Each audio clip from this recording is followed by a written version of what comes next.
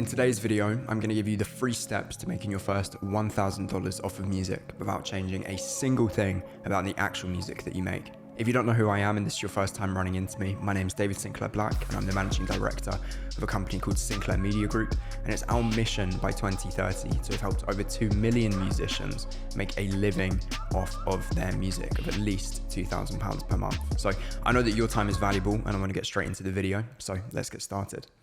The first step to making your first $1,000 off of your music without changing a single thing about the music that you make itself is to do the math.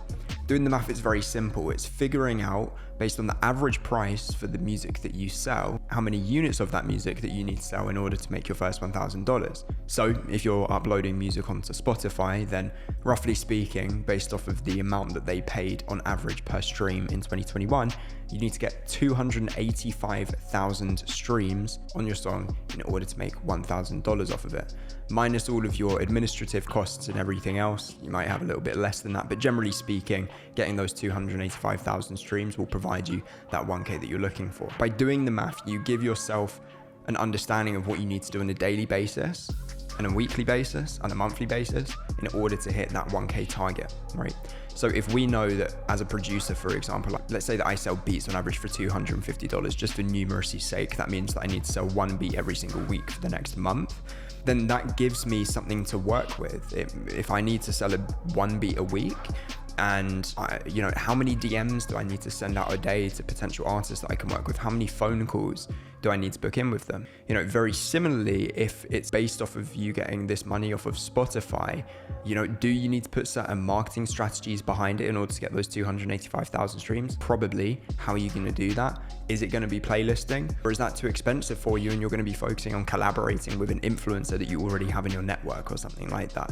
You kind of get the point that I'm going at with here. And I know that in the back of your mind, some of you will be thinking, well, if this is going to be generated off of Spotify royalties and streaming, the amount that Spotify, for example, pays out, it's going to be really hard for me to do that. And that brings me on to my kind of sub point to that number 1, which is to do with something called selling your music as a service. And selling your music as a service is where you take your greatest musical skill set, so that might be producing, it might be songwriting, it might be singing, and then you sell that on to other musicians who aren't as good as you at that skill set. So as a real quick example, if you are really good at singing, you can provide a top lining service to other producers or artists that need a singer on their track. So that might be very simply for a producer who's putting a drum and bass song together and needs a vocal on top of it, all the way through to an artist that simply just needs a feature. Some of our artists are selling their top lining services for anywhere between $200 to $300 for literally just a verse. That's just one example of how you can start selling your music as a service and in turn start getting towards that $1,000 much, much quicker. So I just really wanted to address that because I know in the back of your mind, as I would be, you're going to be thinking 285,000 streams is a lot, especially if you haven't hit your first 1,000 streams. We're thinking with the math, and then we can start to think with how we can actually start to sell our music as a service in order to hit that first $1,000. Which brings me on to step 2, and step 2 is to do with marketing. As I always say in my videos, marketing is a very widely spoken about topic within the music industry at the moment, generally just because artists and producers and so on are so obsessed with, and in a good way, being able to utilize some of the digital assets that we have in front of us right now that can be used completely for free to generate you a fan base, i.e. social media. In speaking about marketing, I want you to take away the glorification of marketing and how kind of hyped up it is. And I want you to think about marketing for simply its utility, and that is to take a good product to a deserving market. Now, this is what I want to speak to you about in step 2, which isn't necessarily the marketing strategies as much as it is the principles that make up good marketing and how you can start using this to think about the marketing that you're already doing in a slightly different way. And the way that I'm going to do that is by speaking to you about what actually makes a market in the first place. Because one of the biggest problems that I see musicians running into is that they kind of subscribe to this headless chicken form of marketing where they just go out on social media screaming about what it is that they have to offer without actually taking it to the right people. And I know that you know that. I know that you know that you've got to take it to the right people, but I want to kind of break apart and define to you who the right people are. The 4 main attributes that you need to look out for when defining a good market is: number 1, are they experiencing some form of pain? In a simple example, the market of a dentist or an orthodontist is going to be quite literally experiencing a high level of pain that they want to get fixed.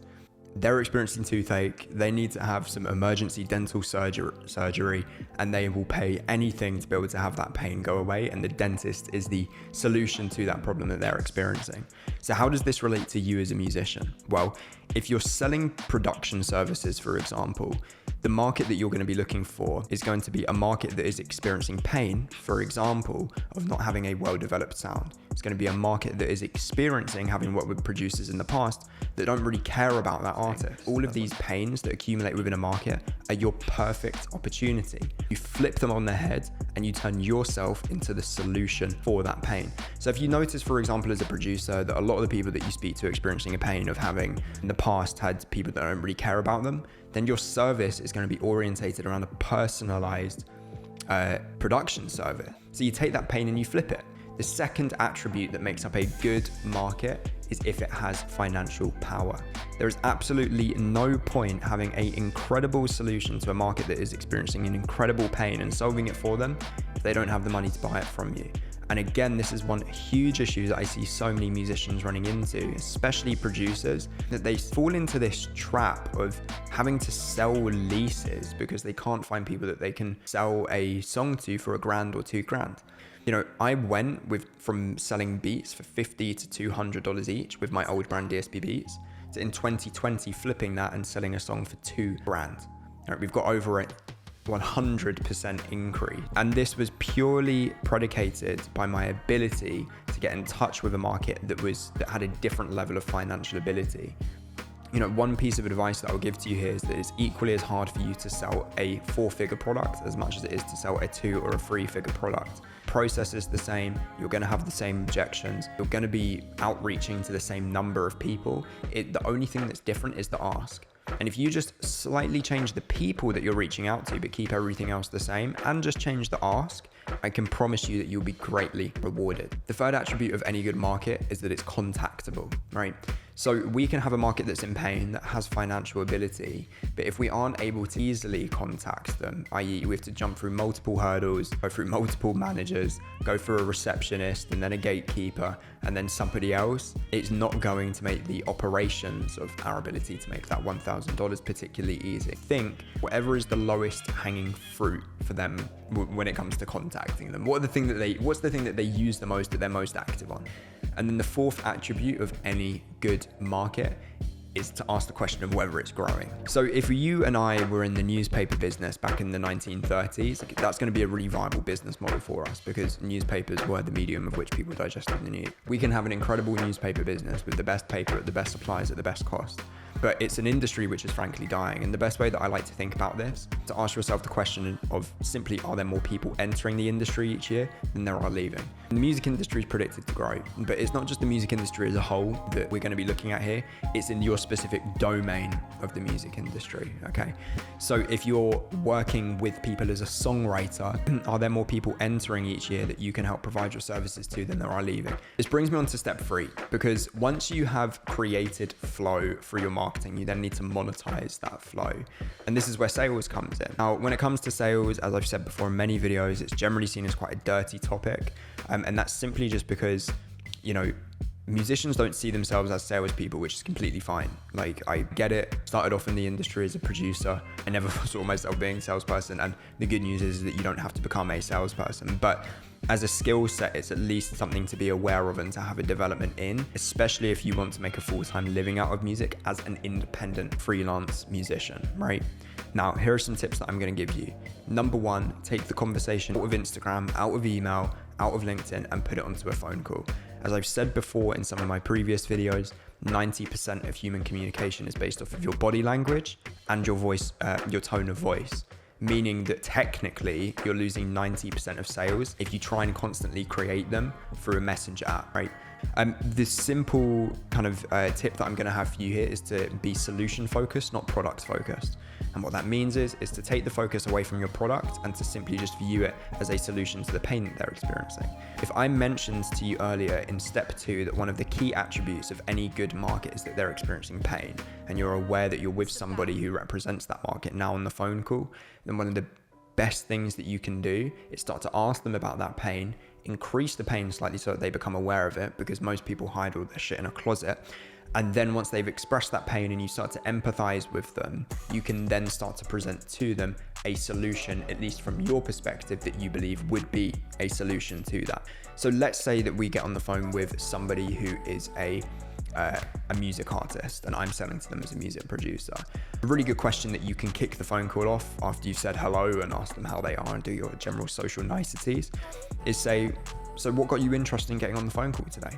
Because what that does is opens up the, it's kind of like a peek inside their mind, and you can start to see their intentions for the phone call.